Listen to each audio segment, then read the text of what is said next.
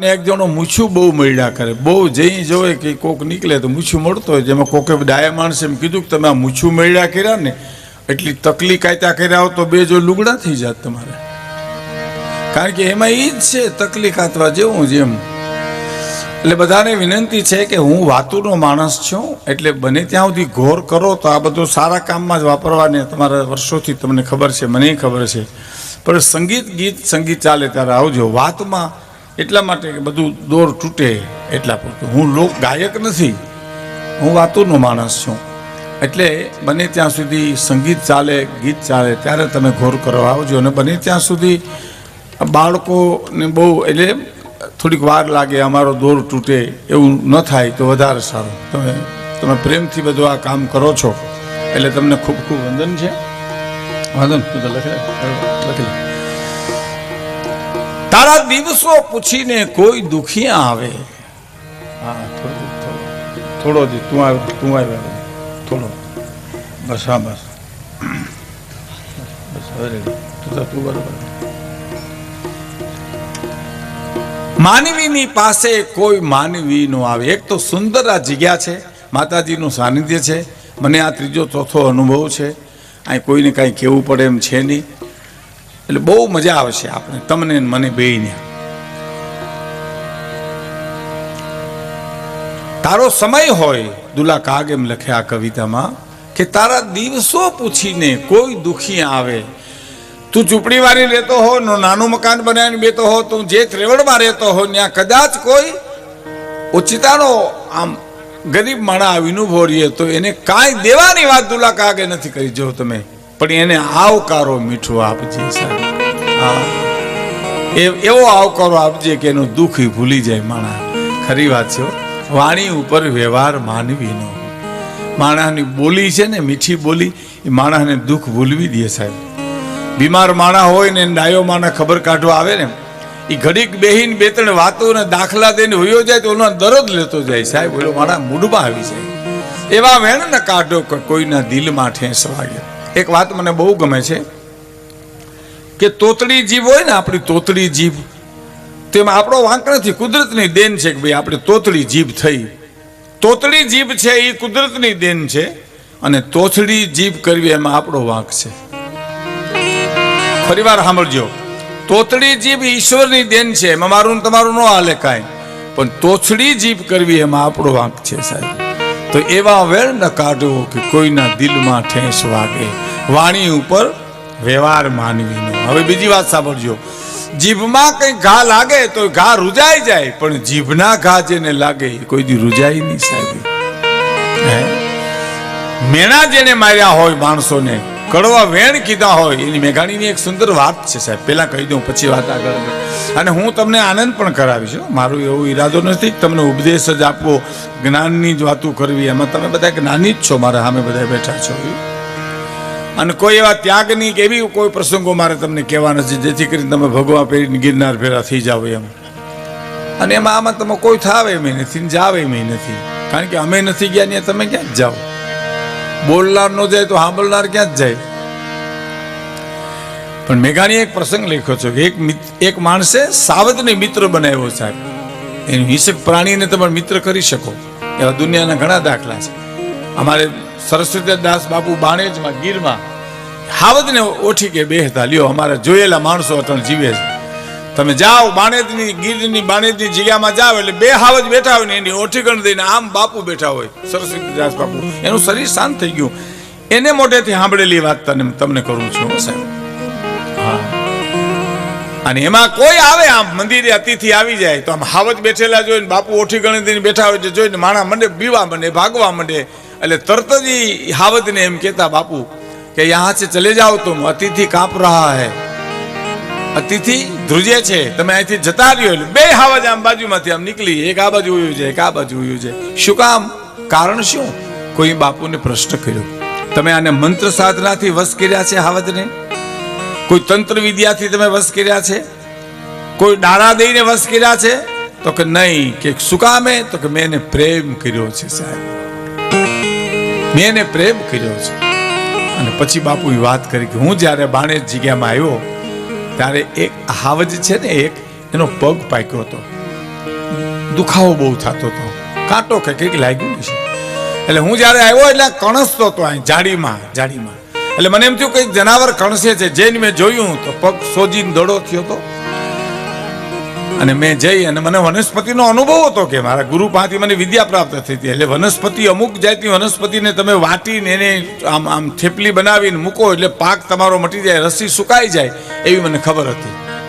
એટલે હું આમ જાય બધું વાટી ઘૂંટીને એની પાસે ગયો ત્યાં સુધી બોલ્યો નહીં, કારણ કે એને ખબર હતી કે આ મને પાટો બાંધવા આવે છે. સાહેબ, અંતરજાળમાં તમે જોજો, કૂતરી વ્યાણી હોય ત્યાંથી કોઈ નીકળી ન હોગે, પણ આ બેન દીકરીઓ શીરો કરીને એને ખવડાવવા જાય ને તો એ પૂંછડી પટપટાવતી, એને ખબર છે કે આ મને મદદ કરવા આવે છે. પ્રેમ શું નથી કરી શકતો, પ્રેમથી જીતાઈ જાય. અને પછી હું રોજ એને પાટા બાંધું. પાટા બાંધ્યા પછી એનો એ પાક મટી ગયો, રસી સુકાઈ ગયા ને મારો મિત્ર થઈ ગયો છે. સાહેબ, પણ મેઘાણીએ પ્રસંગ લખ્યો છે કે એક મિત્ર, એક પુરુષ હતો, એને હાવજને મિત્ર બનાવ્યો હતો. એ જ્યાં જાય ને આરે હાવજ આયલો જાય. મેઘાણીએ લખેલો આ પ્રસંગ તમને કહું છું. અને એકવાર ઓસરીમાં બેઠેલો ગરધણી અને આ બાજુમાં હાવજ બેઠેલો ને એમાં ઓચિતાના મહેમાન આવ્યા ને ડેલીમાં પોગ મૂક્યો. હાવજ જોયો આ છોકરા અવર જવર ઓછી કરે એવી જો કોઈ વ્યવસ્થા હોય તો કરજો, નહીતર કાંઈ વાંધો નથી આપણને, બને ત્યાં સુધી. એમ કઈ કોઈ ધમકાવાની, કોઈ ખીજાવાની જરૂર નથી, આ તો સહજ રીતે. એટલે મહેમાનો આવ્યા, ડેલીમાં પગ મૂક્યો અને હાવજ જોયો તો ખેખટિયા ભાગ્યા બધાને. ઘણાની પગની રગુ મોકરી થઈ ગઈ, ઘણાના પગની ખોટ્યું હોઈ ગઈ, પણ 2-3 જણા ઉભા રહ્યા. મળવાની ઓહરીમાં હાવજ બેઠો તો ગજબ કહેવાય. તોય ગરદણી પડકારા કર્યા, ભાઈ આવો મહેમાન, ડાયરો બધા ભાઈ આવો. એક જણે હિંમત કરીને એટલું કીધું, કેમ આવવું, પણ હાવજ બેઠો છે, આવવું કેમ? એટલે ગરદણીએ શું કીધું, ભાઈ આવો તો મારો પાળેલો કૂતરો છે, મારો પાળેલો કૂતરો છે. અને હાવજને ખટકો લાગી ગયો. સાહેબ, વાચા નથી પશુઓને, પણ વેદનાની એની ખબર પડે, કવેણની એની ખબર પડે, પ્રેમની અને એને ધિકારની બે ખબર પડે. માત્ર એને વાચા નથી, બાકી તો બધા સંવેદનો તો ઈશ્વરે એને આપ્યા જ છે. અને હાવજને ખટકો લાગી ગયો, હાય હાય હાય, આને મને કૂતરો કીધો, આનો વફાદાર થઈ, આનું હું રક્ષણ કરું. અને હામો આવ્યો ખાટલા સામે કે તે મને કૂતરો કીધો. મંડી ગઈ રૂવાડી ફરક થવાનું. ઘરતળીને એમ થયું કે આજ આવી ગયું મારું, મને તે કૂતરો કીધો. હું તને મારીશ માં, તું ધ્રુજીશ માં, તું મારો મિત્ર છો, હું ખાનદાન પ્રાણી છું, હું તને મારીશ નહીં. પણ તારાથી એમ નતું કહેવાતું કે વયાઓ, મારો મિત્ર નહીં, મારો મિત્ર બેઠો છે, મારો ભાઈ બેઠો છે, મારો મહેમાન બી. એમ ન કીધું, તે મને કૂતરો કીધો. ભલા માણસ, હવે મારી ખોપરી હલી ગઈ છે, એટલે આ 2 ઘા મારી લોહી નીકળી જાય, નકર હું ગાંડો થઈને હાવજ કે મરી જાય છે. મેઘાણી વાર્તા લખી છું. આ લોહી નીકળી જાય તો જ હું જીવી હકી. 2 ઘા કર્યા કુવાડાના, લોહી નીકળી ગયો અને આમ માથે પૂછડાનો ઝંડો લઈને જંગલમાં વયો ગયો. સાહેબ, એ ગયો. તમે નહીં માનો, 7-8 વર્ષે પાછો આવ્યો. 7-8 વર્ષે પાછો આવ્યો. ગરદણીને સામે આવીને ઉભો કે હાવજે કીધું, ઓળખશો તું મને, ઓળખાણ પડે મારી તને? આ ગરદણી ધ્રુજવા માંડ્યો, હવે મારી નાખશે. કે ધ્રુજમાં મારવો હતો તે જ તને મારી નાખ્યો હોત, પણ મારે તને એક વાત પૂછવી છે. શું? તે મને ઘા માર્યા હતા યાદ છે? તો કે હા, અહીં કુવાડા માર્યા હતા ને? તો કે હા. જોતા અહીં રૂજાઈ ગયા ઘા? તો કે હા, એ ઘા રૂજાઈ ગયા. કે હવે સાંભળી લે, હે કે જાટિકા જીકેલ હો ઈ તો કોક દી લાંબે દીએ રૂજાય, પણ કોઈને જાટિકા જ રે, કોઈને જાટિકા જીકેલ હોય અને ઈ તો લાંબે દીએ રૂજાય. પણ કવેણ કીધા હોય એના ભીંગલ વળે ની ભાણના, પણ જેને કવેણ કીધા હોય, અરે રે એના ભીંગલ વળે ની ભાણના. ઝાટકા માર્યા તા રૂજાઈ ગયા ઘા? તો હા, પણ તે મને કવેણ કરીને કૂતરો કીધો ને, એ હજી મારા મગજમાંથી ગયો નથી. સાહેબ, એમ એવા વેણ ન કાઢો કે કોઈના દિલમાં ઠેસ વાગે. વાણી ઉપર વ્યવહાર માનવી નો. સાહેબ, આ બેનો દીકરીઓ બેઠી એને કહું ખાસ કે દીકરાની વહુને જેથી તમને કોક વાર ખીજ ચડી હોય ને તો તમારે એને થોડા ઊંચા હાથે બોલાવી લેવી, પણ કોઈ દી કવેણ નો કેવું સાહેબ, કવેણ મારી નાખે માણાને. અમારે ત્યાં મેં માણેકવાડા રહેતા તારે અમારે ત્યાં એક હીરબાઈ બેન આવ્યા હતા, અમારા માલધારી ચારણબા આરડીમાંથી અમારા ગામમાં આવ્યા હતા. દુકાળ પીડ્યો હતો ને એટલે દુકાળ વરોટવા માટે એને સાસરામાં દુઃખ હતું એટલે એ અહીંયા પિતા અને ઘેરે રહેતા હતા. એમાં હાતમ આઠમના તહેવાર આવ્યા. તમારે જેમ હમણાં આ કચ્છની ઓલી આવે છે ને તિથિ, કયું ગામ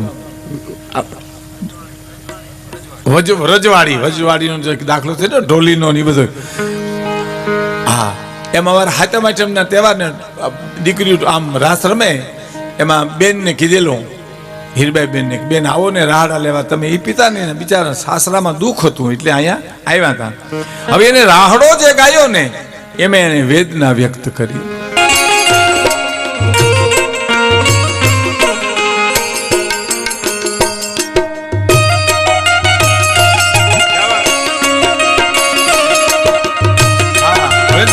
રજવાણી 29 ના, હા બરાબર.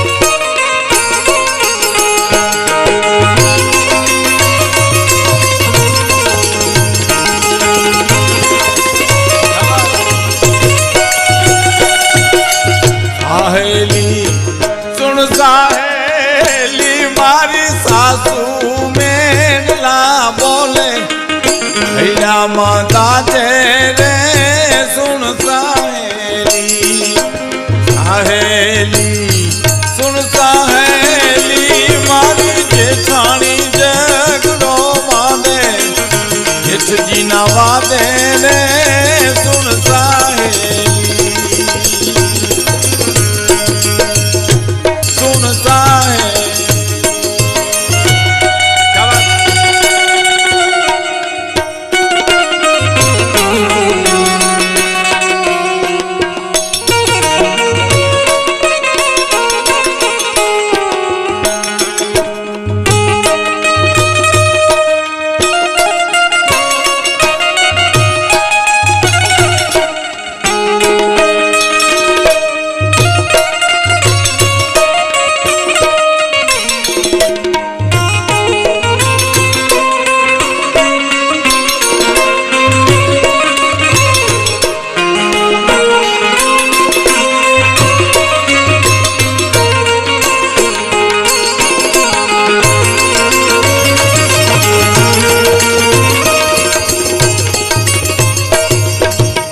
મારો અર્થ એવા વેન ન કાઢો કે કોઈના દિલમાં ઠેસ વાગે.